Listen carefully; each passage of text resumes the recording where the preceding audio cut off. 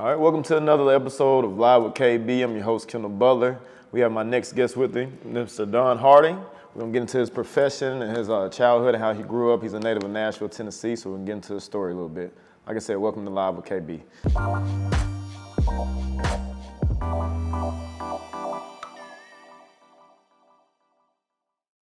Mr. Don Hardin, how you doing this afternoon? I'm well, right. KB. How are you doing today? I'm doing good. Can't complain at all. So we're just going to get, I know a lot of people know you in the city, but we also go, it's a different crowds, people that, watch this show. So I would like to introduce you and your background story and also your opinions on what you have on things to the world itself. So where are you from? Where did you grow up? I'm originally from Nashville, right here in Nashville, Tennessee. Okay. What school did you, what high school? We have to go through our grade school. I went to Maplewood High School. Maplewood, okay. Yes, over in Northeast Nashville. Okay. I'm a product of Whites Creek, so that's what Okay.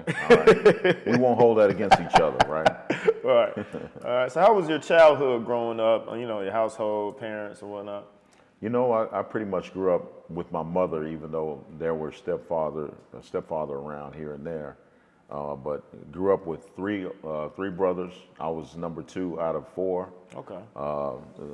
My brothers and I were really tight. We had fun growing up.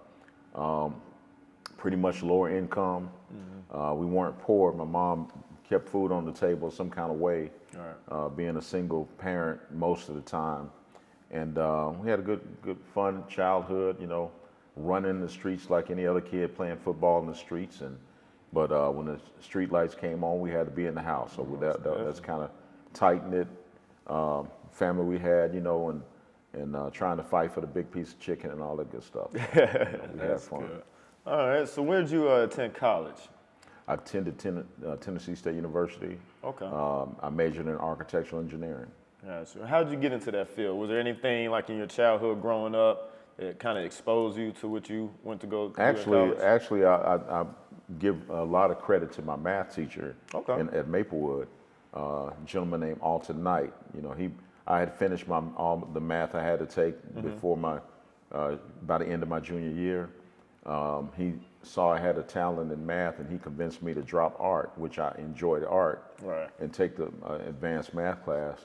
That advanced math class toured TSU's engineering department, and they had architectural engineering available. So I thought I'd married my passion for art and math, and out came architectural engineering. Was an interesting field of study. So that's how I ended up there. And was the engineering program a big thing on TSU campus at the time you were attending? Absolutely.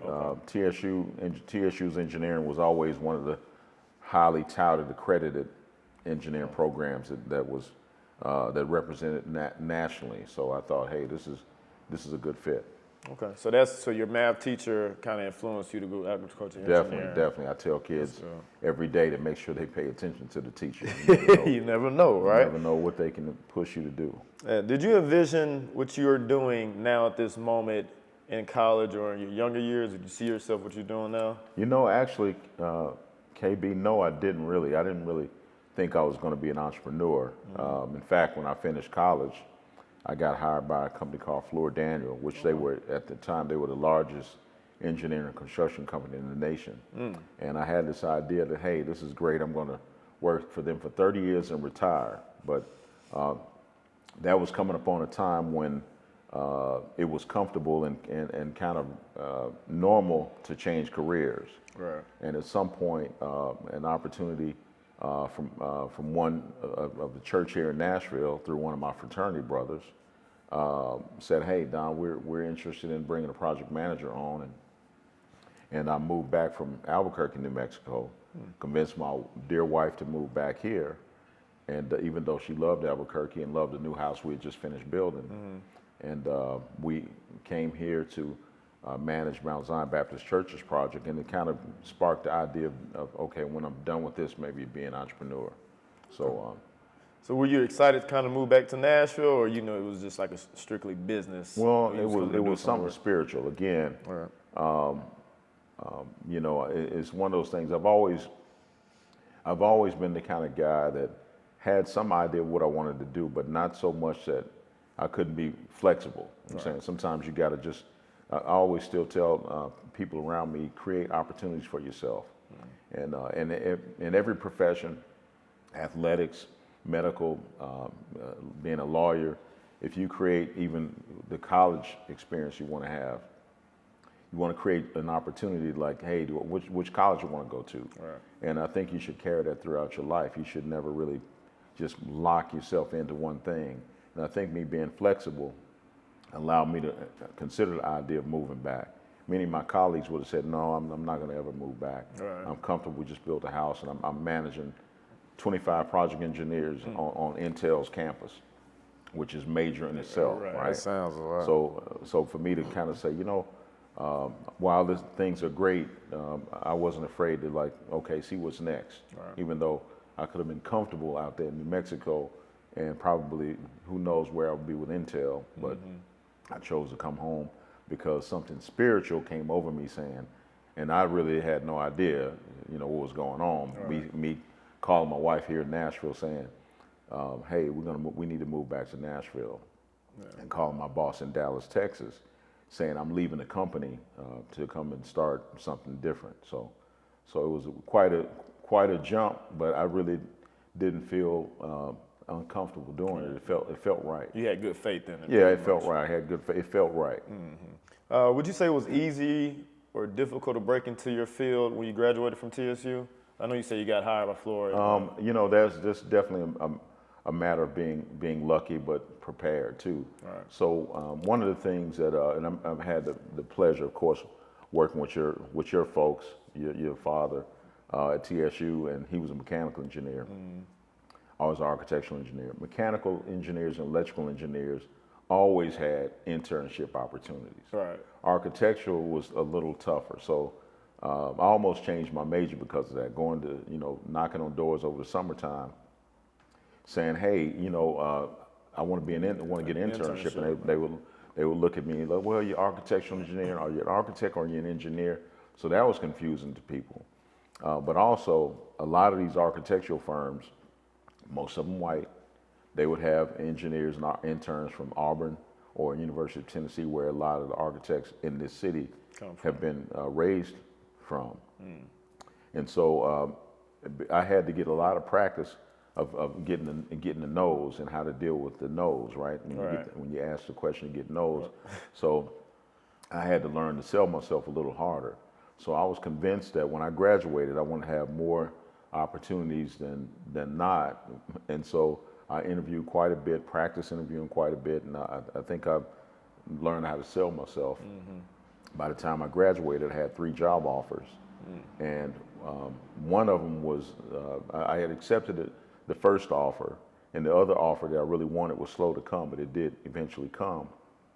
And a guy named DeWitt Porter, he was one of the few black managers at Fleur Daniel, saw talent in me and hired me from TSU and moved me down to the home office in South Carolina, Greenville. And so he sought the opportunity, and he kind of mentored me, and I think that's important. That's probably why I make sure I mentor giving back. He mentored me to make sure that while I'm in a majority white firm, you can get lost in the sauce, if you will. Right. But he made sure that my talent was being used as best as he could see making it happen. I got you. And that's very important, because for you to see, like you said, getting used to people telling you no, but right. Then you finding a solution on knowing, okay, next time I go to these certain companies or people and try to ask for an opportunity, I can add this to my resume, or just talk a good talk for them to kind of stand out a little bit and kind of look at me different. And kind of that made a difference by the guy being able to see something in you. Because you could easily just quit, not necessarily quit, right. Or went another direction just because it's like, man, I tried. A lot of people, they go do things, and as long as they can tell themselves they tried, that's all they really need to tell themselves, and they can just live with that instead of finding a solution. Right. And that's so important, KB. I realize you can't let any one thing or one person keep you from achieving what you got to achieve. Right. And I kind of shared that back with when my son was playing soccer, and you come into a bad coach. A bad coach in any sport can deter you from. They can keep you on the bench long enough to make you say, hey, maybe this is not for me. But if that's really what you want to do, if you're passionate at, you got to go keep working hard at it, and don't accept no. Right. no is for somebody else. As soon as you determine that no is for somebody else, I eventually got to get yes. Right. And nowadays we get more yeses than nos. Yes. Were there any significant things that happened in your life that gave you the visions of what you wanted to do in the future or what you're doing now? I think that I think the best inventions are created out of need, and just me seeing the need and trying to take advantage of the need. As an example, for me, because I work for a large company, we worked on large projects. So how do I come back home after I finish Mount Zion Baptist Church? How do I with a large project mentality and understanding the process of how getting large projects done, how do I use that from a small business platform? Right. So I think the opportunity there for me was I understand how architects and how engineers what they should be doing to make drawings come together. Right. And I understand what the contractor should be doing. And so there was a niche for me to be a project manager to marry both worlds on the owner's behalf. When Mount Zion probably a good client because they had a vision. And Pastor had a great vision, but he really didn't know how to get his parishioners behind it. Even though it's like he has a vision, and to build this edifice. But you got to get a lot of people. But how does he raise money? And I think that me coming and looking what they had going on and making a few things happen to get it started, and we realized that once people see things moving, then parishioners give to that. They don't. Right. All these building committees have been around for years and years, and nothing ever happens because the leadership can't get it off the ground. Well, once you pull in the right leadership to get things off the ground, then everything else kind of happens. So people are willing to help when they see They're something. willing to help. They say, "Wow, this thing is moving. I want to put my money in. I want to support it," and I think that's been a bit of our niche. So we've done it for HCA. We've done it for Vanderbilt University. And then we ultimately became a general contractor too, because that's a comfort level as well. So Gotcha. Now we do a bit of project management, managing architects and contractors for the owner, and we do general construction, just managing trades to get something built from scratch. Would you say that Mount Zion project was the one project that took? I know you said that was a big influence on you wanting to be an entrepreneur. Would you say that was the project kind of changed your life? Absolutely. Okay. Definitely giving credit to that project because again, it pulled me out of my comfort zone. With the spirit when you got I think I remember interviewing with Bishop Walker and like 15 other people in his office, and it was like a small place. Right. And Lee Millette kind of led me to this whole activity. So I'm interviewing with this group in this small space, and I didn't really know I was interviewing. I thought I was just talking to them. I didn't really plan on just. And so when I sat in my car for probably an hour, and they came back and said, "Don, we really want you to manage this project." And then when you hear some of the parishioners say, "You know what, we can't get this built without you," and I'm like, "Well, how did this happen? I just came home for a free trip home to meet the architect, to visit the site. Next thing I know, I'm calling my wife saying, I think we need to move back. So definitely that was important because I was comfortable. My career was on a good path, but definitely God has a different plan. How has it been? I know you mentioned some companies. So have you been working with like any big companies? And if so, how has it been working or helping these companies build, their vision? Absolutely. So working on one of the bigger projects that we worked on to date was a Music City Center. Okay. So Music City Center is actually celebrating its 10th year this March. It opened up March of 2013. Wow. We started building it like April of 2010, and that was a project that needed, it was the first time the city's taken on anything that large, believe it or not. And now $450 million is probably small compared to a lot of other things. But at the time, just 10 years ago, that was the largest expenditure that the city of Metro has ever done. And so what did that mean? That means that we had to find somebody outside of town that really would lead that project.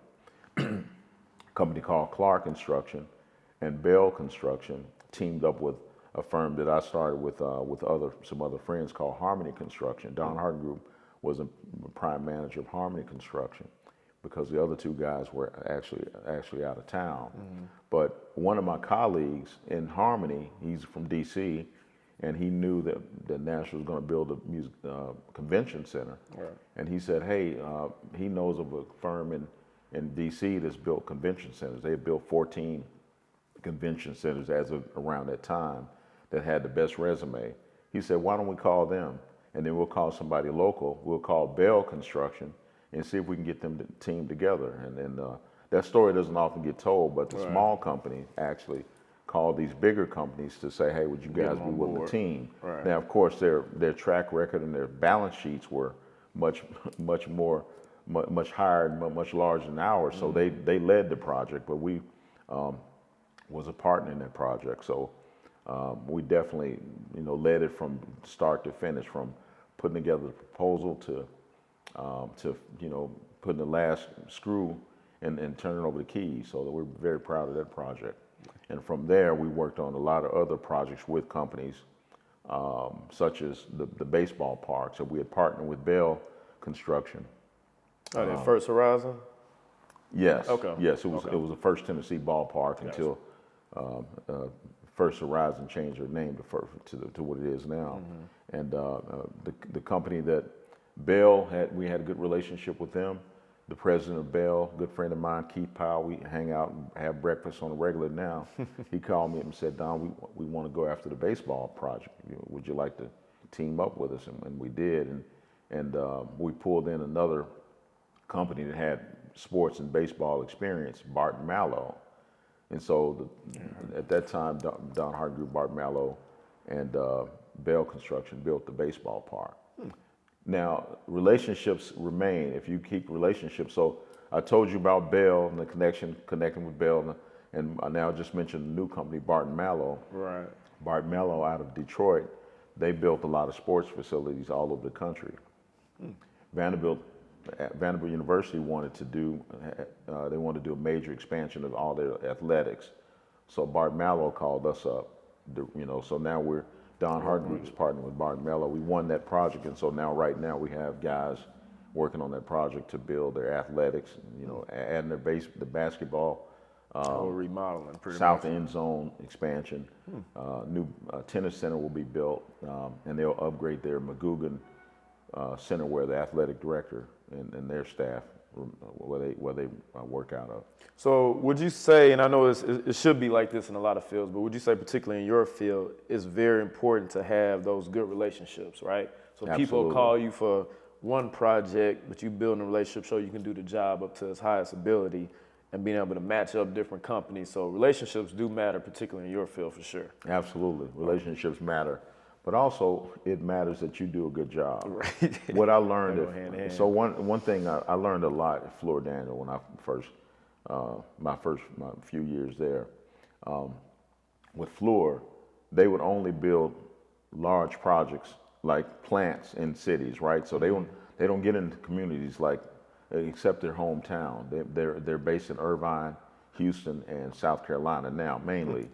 Now they may support local schools and programs in those cities, but when they go build a plant somewhere else, they just pick up and they build a plant. But what that means is, out of the 35 or 40,000 employees that they have worldwide, when one project ends, all the staff on that project have to find another project. That's why I lived in 8 states in the 10-year period, because we would have to finish that project. My focus is civil engineer, structural engineer. Right. Another project in Pennsylvania needs a structural engineer, a project manager like myself. Then I would have to send my resume to the head guy and be within the company.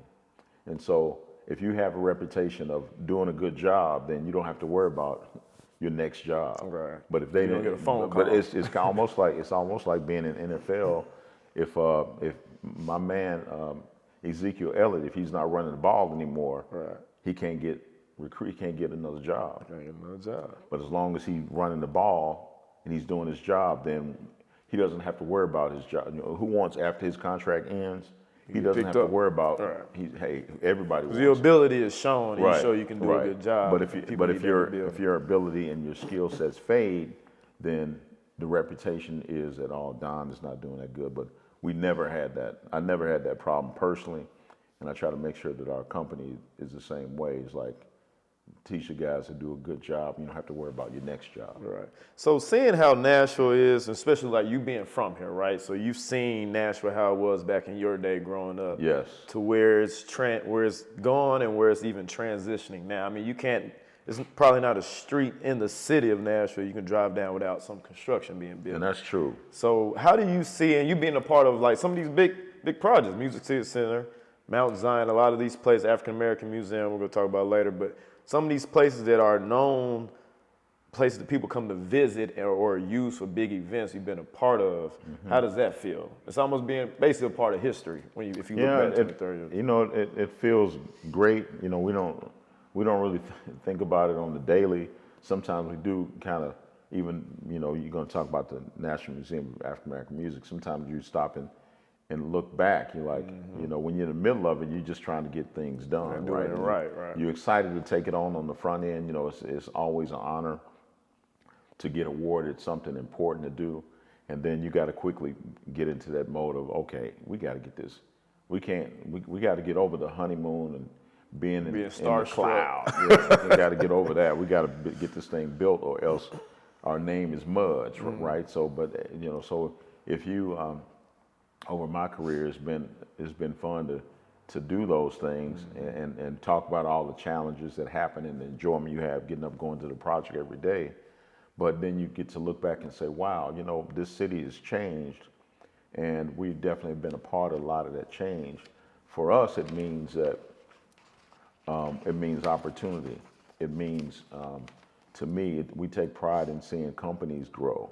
Right. One of the projects that I'll never forget, when I was working for Fluor, we were building the Mercedes-Benz plant in Vance, Alabama. It was the first of its kind.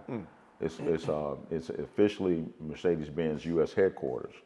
In Alabama? In Alabama, okay. Vance, Alabama. And when when they decided upon the state of Alabama, the state gave them that 966 acres. It was in Tornado Alley, right? So it was like rolling hills, but it was a grassroots place. But I can remember Birmingham, Alabama, which is the closest city, being about 65% black. But when we were trying to do the project, Mercedes-Benz had a credit to them. They had a minority business enterprise plan. They had an initiative for the project to use as many minorities as they could, and this was back in '95. Oh, so that was big back then. Yeah, that was back in '95. I hate to sound like that's a long time ago, but now it seems like it's a long time ago. Right. But I can remember them having a hard time finding minority businesses that could do the work. And I'm scratching my head thinking, wow, it's 66% black in this area, yet they can't find black subcontractors that can step up and do the work. And for a lot of reasons, right? For the same reasons they happen now, is because a lot of minority-owned firms aren't given an opportunity to do stuff so they can grow. So they kind of become stagnant. And they become fearful of doing things outside of their comfort zone. And one time there's a mechanical contractor. I almost remember his name, but small mechanical contractor. He befriended a structural steel contractor. The structural steel contractor, we pressed on them. Of course, I'm on the project side. We pressed on that company to get minority-owned businesses, but they came and got this guy. His name was Rayvon. They got Rayvon who's a mechanical contractor that does HVAC stuff, to try to get him to do some steel components. It was out of his box, right? And so what part of his responsibility was some of the smaller steel and the roof deck, the metal deck. He was responsible for installing a lot of metal deck. Well, when the project got behind, in the meetings, the white guys would blame it on Rayvon about that, why they were behind. But me being in the field, I'm seeing it differently. Right. In fact, Rayvon was putting roof deck on so fast, he didn't really give them. Unfortunately, he didn't give them enough time to really shore it up. So when you see steel go up, yeah, I call it show steel until it's all fastened up, right? So they put the frame up, but they can't lock everything down until they get some other components all tied in. If they start tightening the screws too quickly, then if they need to stretch it to get some other part in, far away, it won't work. Right. So Trayvon was putting deck on before they can do that, but they didn't tell him that. He never did that before. So they would come into meetings and blame it on them. And I went off in the meeting one day and just blew up the table and walked out. My boss was like freaking out, like, what's wrong with Don? And I'm like, it's one of those things where I'm the only black guy in the room. I had to like blow up the spot to make a point. Right. But after he came out, walked out of the office, and we had a conversation, then he understood. Right. But so from that point on, I paid more attention to minority-owned businesses not getting a chance, and they have to start somewhere, and we can't put them in a situation where they fail. Right. If you put them on something that's too big for them right now, they can fail, and then they may never get back in the profession. Right. So we have to make sure we groom them and grow them into to the level that they can grow, get opportunity, but not fail. It may be brought to the table that minority-owned business is not getting a chance, and the company's like, okay, well, we'll give them a chance. We're trying to build a Superdome. Right. They may have only worked on a small building, and now you're getting a chance, but it's not a fair chance, to your point. Right. And you got to at least, before you get to the top, you got to at least start at the bottom, work in your middle, work your way up. So when you do get these opportunities, you can do a good job, and like you said, stay in business. Right.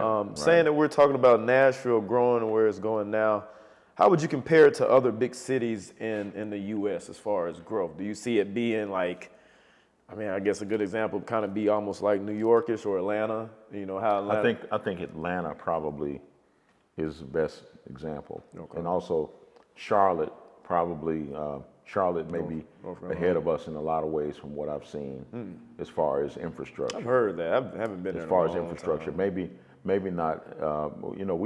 We can see growth in a couple of ways, in my opinion. Corporations are coming here, which is great. Right. Jobs. They bring in jobs here, which is great. We're showing them housing, but look at our traffic. It's really growing out of control. Back when I was your age, young man, we can get around everywhere in the city in 15 minutes.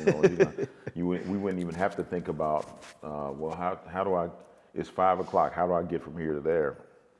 It wasn't that hard. So I think that where our city failed is while we're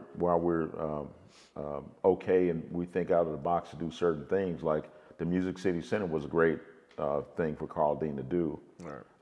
And he proved the city, proved the doubters when all the hotels and stuff popped around, and that was a catalyst for Nashville's growth.